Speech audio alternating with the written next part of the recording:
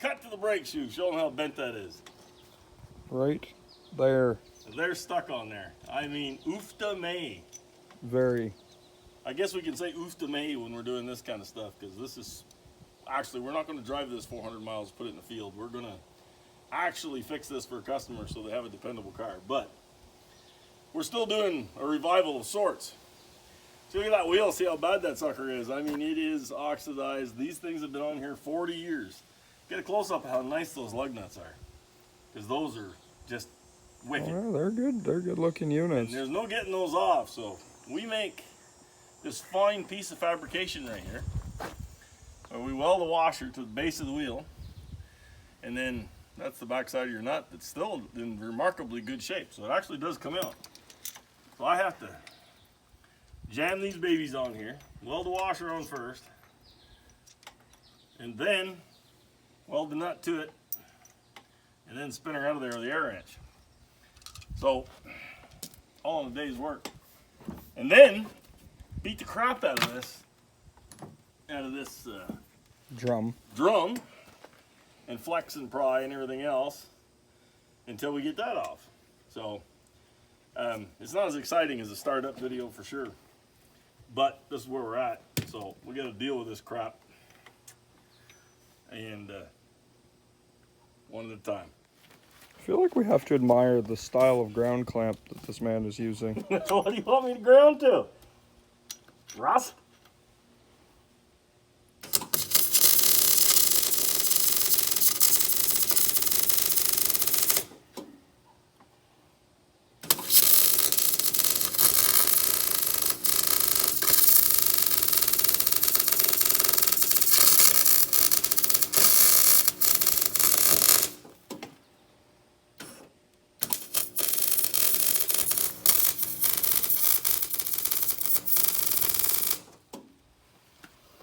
No, I mean, that actually doesn't look terrible for a... well, for what we're welding to is No, it looks good. good and hot.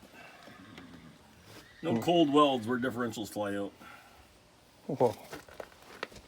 I feel personally attacked. Yes.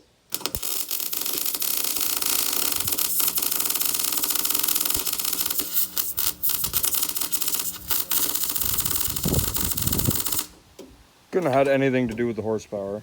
Maybe not. I mean, aren't like bracket car ladder bar brackets made for 1600, 1800 horse? Well, usually they are, yeah. You know, because bracket race guys with small tires, you know, big horsepower guy.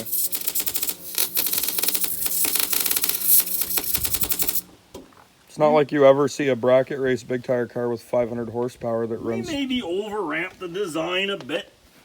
No. Just a bit. See if I get lucky in this ground. Yeah, I was just wondering. Wow.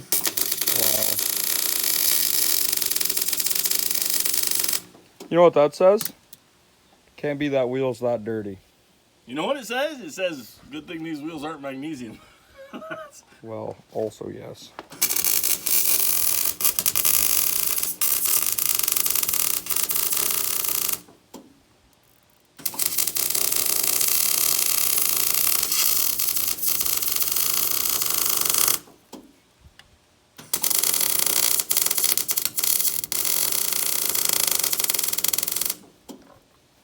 Now, we'll spin this one off and see if we get lucky. Usually they come out pretty good. Been quite nice, actually. That nut is actually too good. Not good enough to hold the socket, but you can't get a damn nut over it. Well, guess we should have gone one size up on that deal. That's the only one I've seen that was solid enough for that to be an issue.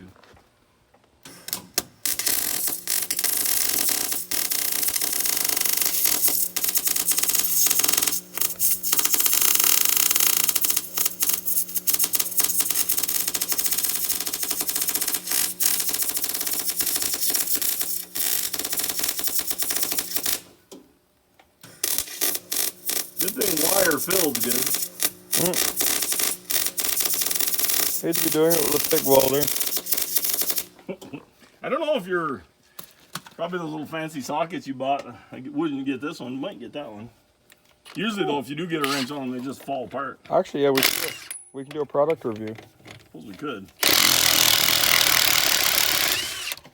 Well, no, that worked pretty well. Yeah, well, that gives you an idea what we do to make that work. It works. Okay, we're gonna do a product review now. It's product review time. Yeah, so this wheel's not going quite as well. This rusty piece of crap lug nut came apart. The weld just broke off another piece of it. So anyway, we have a fresher place to weld to now. Let's look on the bright side. And this one, we're trying out Nico Costalot's Blue Point extractor fancy socket. Blue Point extractor socket. And I got not a good feeling. I mean,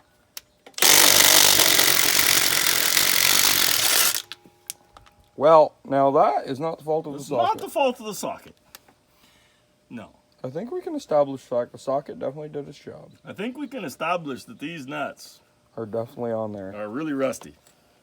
I mean, so Like really rusty. So we got to go back to the old drawing board and weld. Unfortunately, we bought lots of extra washers and nuts because I really didn't have a lot of faith in this happening the first time every time. So I mean, smart. we will go back to the old drawing board and Try again. yeah. Here's the funny part of this car. I mean, as rusty as those wheels, well, the nuts are, and as oxidated as the wheels are, and I mean, look at the drum and everything. It's not that bad. Now, I've beat on this pretty good, and it's still stuck on the brake shoes, but loose on the center. I can move it on the axle. So it's really dedicated to being stuck on those shoes. Like, stuff doesn't move. Anyway, we're just gonna have to pry it off like we did the other ones. When I went and looked at this job, I tried turning the motor over, and it turned a little bit. I just put a battery in it, hit the starter. It turned a little bit and stopped, and I didn't know if the battery was dead or what. Anyway, it apparently stopped for a reason.